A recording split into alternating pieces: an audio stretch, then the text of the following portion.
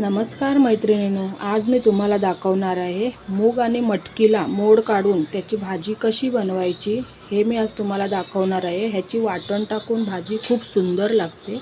चला तर तुम्हाला ह्याची रेसिपी दाखवते मी।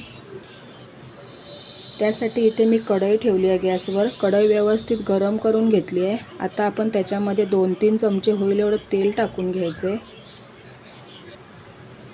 तेल व्यवस्थित गरम झालंय। आता याच्यामध्ये मी हा फोडणीसाठी कांदा घेतलेला आहे। हा कांदा टाकून घेऊया।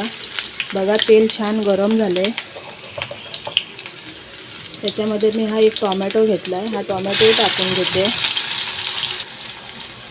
ही कढीपत्त्याची पानं आहेत, ही टाकून घेतली। आता हे कांदा, टोमॅटो आणि कढीपत्ता व्यवस्थित भाजून घ्यायचं।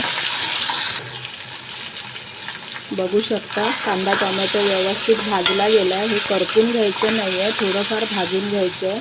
आता आपण ह्याच्यामध्ये चवीप्रमाणे ह्याच्यामध्ये मी आता एक चमचा हळद टाकून घेते। चमचा माझा छोटा आहे।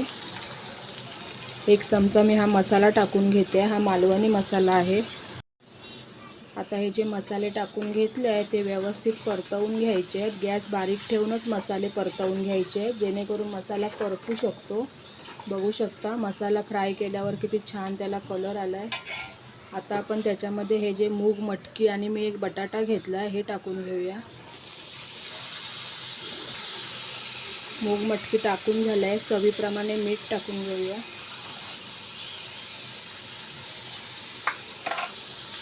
आता हे व्यवस्थित ढवळून घ्यायचं। 5 मिनिटासाठी असा हा पूर्ण मसाला लागायला पाहिजे ह्या कडधान्याला, त्याप्रमाणे ढवळून घ्यायचं।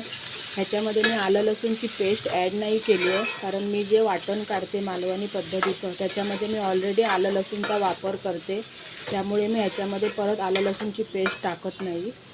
चला तर मग आता ह्याच्यामध्ये आपण पाणी टाकून घेऊया। अंदाजे 1 ते 1.5 ग्लास पाणी टाकून घ्यायचं। आता आपण ही भाजी व्यवस्थित 15 ते 20 मिनिटासाठी शिजण्यासाठी ठेवून द्यायची आहे। झाकण मारून शिजून ठेवायची, जेणेकरून ती लवकर शिजते।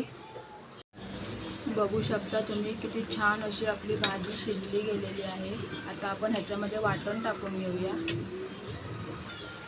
ह्याच्यामध्ये मी हे जे मालवणी पद्धतीचं वाटण काढून घेतलेलं आहे ते मी वाटण थोडं त्याच्यामध्ये ॲड करते, जेणेकरून ती छान अशी ग्रेव्ही तयार होईल। बघू शकता मी वाटणही टाकून घेतले। तुम्हाला हवं त्याप्रमाणे टाकून घेऊ शकता वाटण। आता हे आपण 5 ते 7 मिनिटासाठी शिजण्यासाठी ठेवून द्यायची आहे। बघू शकता तुम्ही किती छान अशी आपली मूग मटकीची ग्रेव्ही तयार झालेली आहे। व्यवस्थित शिजली पण आहे। चला आता खाण्यासाठी तयार झाली आहे मूग मटकीची उसळ।